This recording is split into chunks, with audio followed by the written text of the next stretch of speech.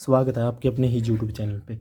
तो दोस्तों, आज मैं आपसे बात करने जा रहा हूँ इनकम टैक्स के एक्ट के एक बहुत ही इम्पोर्टेंट टॉपिक के बारे में। तो दोस्तों, टॉपिक का नाम है ट्रांसफ़र प्राइसिंग।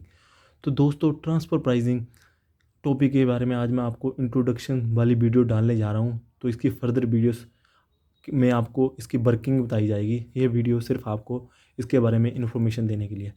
तो दोस्तों, जैसे आप सभी को पता है, हमारे इंडिया में इनकम टैक्स एक्ट का एक एक सेक्शन है 92, सेक्शन 92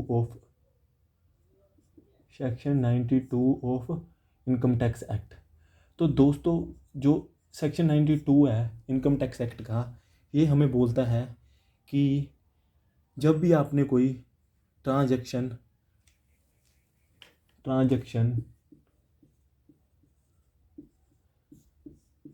विद एसोसिएट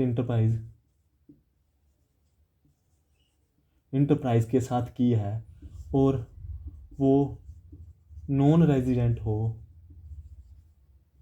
तो आपका आर्म लेंथ प्राइस पे वो ट्रांजैक्शन होनी चाहिए।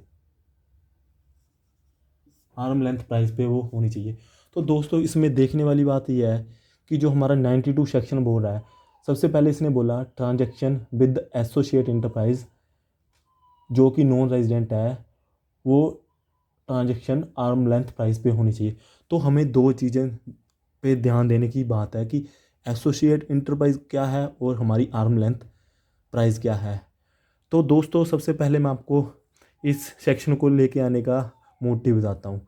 तो दोस्तों, जैसे कि आपको पता है कि जैसे अगर मैं इंडिया में काम कर रहा हूँ, हो सकता है कि मेरी एक ब्रांच बिजनेस यूके में भी हो हो सकता है कि मैं टैक्स को बचाने के लिए वहाँ पे अंडर बिलिंग कर दूँ, मैं कोई ऐसा प्राइस दे दूँ यहाँ पे जो कि सीधा सीधा मुझे सेल को कम दिखाने के लिए मैंने वो प्राइस ले रखा हो। तो दोस्तों, गवर्नमेंट ने वो चीज़ को बचाने के लिए गवर्नमेंट ने 92 सेक्शन डाला इनकम टैक्स एक्ट में, जिसमें ये बोला गया कि जब भी कभी आप अपने एसोसिएट इंटरप्राइज के साथ जो कि नॉन रेजिडेंट है कोई ट्रांजैक्शन कर रहे हो, तो आपको वो हमेशा आर्म लेंथ प्राइस पे होनी चाहिए। तो दोस्तों, हमने मेनली दो चीज़ों पे फोकस करना है कि एसोसिएट इंटरप्राइजेज कौन से हैं और आर्म लेंथ ट्रांजैक्शंस कौन सी होती हैं, आर्म लेंथ प्राइस क्या होता है। तो अभी जैसे मैंने आपको बेसिक सी इन्फॉर्मेशन बता दी कि एसोसिएट इंटरप्राइज प्लस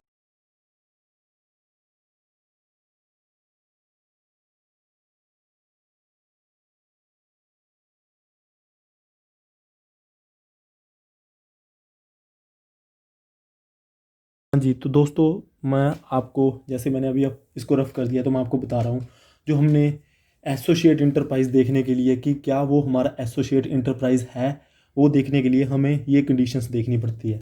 सबसे पहली हमारी जो कंडीशन है उसमें हमारा होता है, हमने देखना पार्टिसिपेट। ठीक है।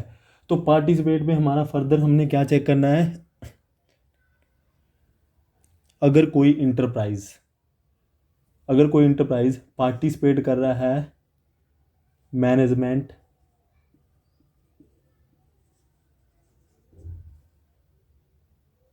Of other enterprise,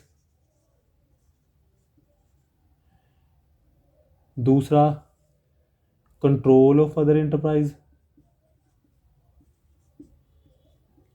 third capital of other enterprise.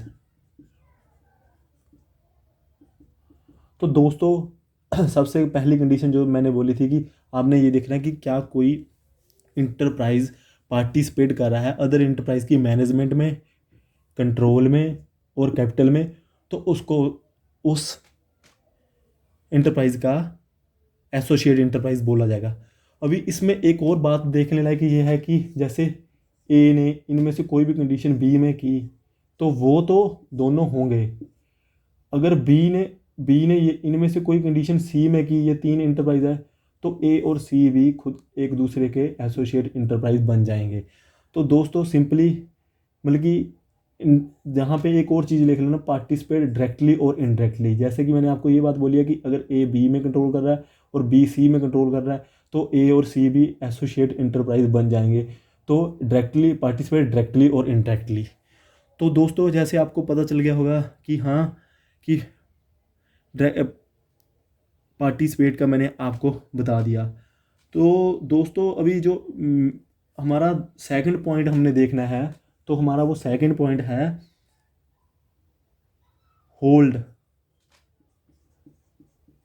26% और more voting power in other enterprise. तो दोस्तों अगर कोई जैसे ए है, जैसे इसी केस में मैं लेके चलता हूँ ए की बी में 26% वोटिंग पावर है, तो ए और बी तो एसोसिएट हो ही जाएंगे एक दूसरे के। और अगर बी की सी में 26% है तो बी और सी भी होंगे और ए और सी भी आपस में एसोसिएट इंटरप्राइज हो जाएंगे। ठीक है, पहले पार्टिसिपेट और दूसरा होल्ड। तो दोस्तों अभी थर्ड पार्ट में चलता हूँ मैं। थर्ड पार्ट में हमारा आ जाता है advancing of substantial sum of money. तो थर्ड पार्ट में हमारा क्या आएगा दोस्तों, थर्ड पार्ट में यहाँ पे लिखता हूँ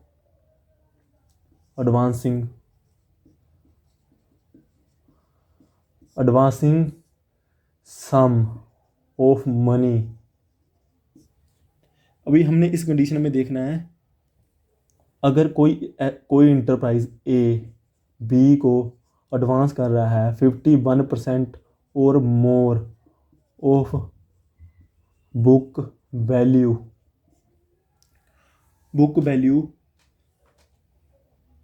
ऑफ टोटल एसेट्स, देन जो उसको जैसे ए ने बी को कुंजा 51% से ज़्यादा 51% से ज़्यादा